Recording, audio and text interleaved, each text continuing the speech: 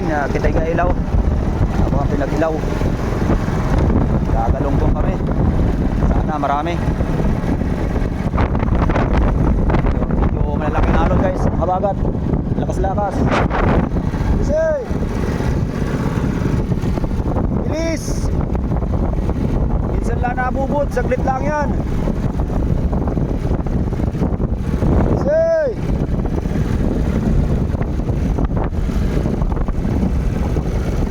Daming buraw guys. Walang daga-jumper. Yun, may isang dumating.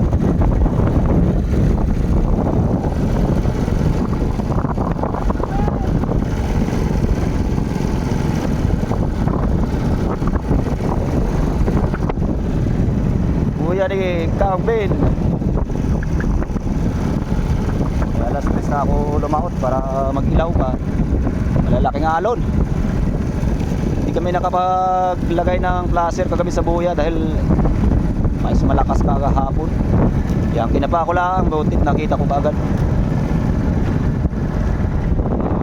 yung tagbang habilin. Ay, kapos pa yata ang aryada.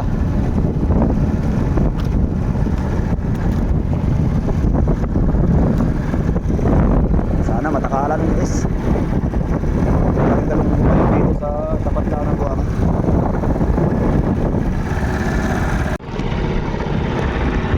Ngayon guys, di pa nasipong. Di pa nasipiran.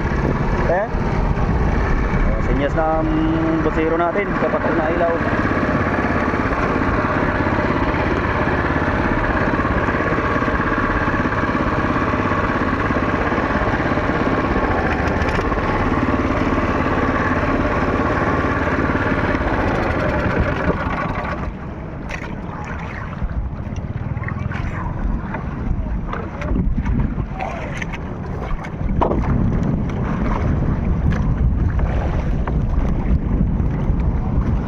Ayan guys, nagabatak pa.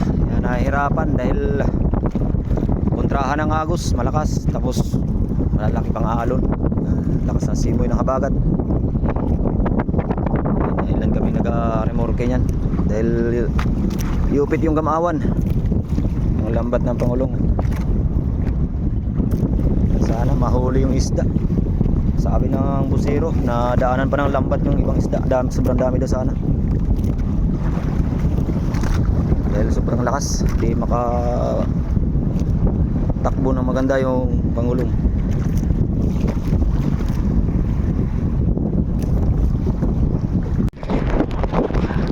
Lalaki alod. Nataas baba ang Pangulong. Abagat na guys. Abagat na guys. Umpisa ng pagmahal ng isda. Pahirapan paglaot. Grabe, lalaki alon.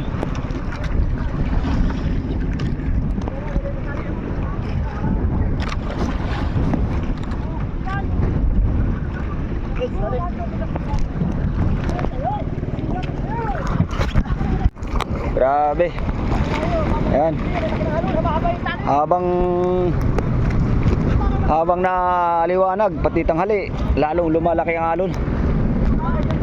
Lalong lumalakas ang hangin.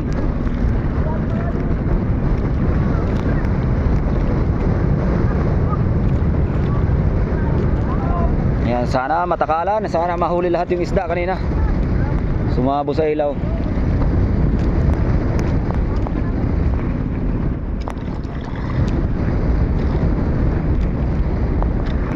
Grabe. Malaking alon guys.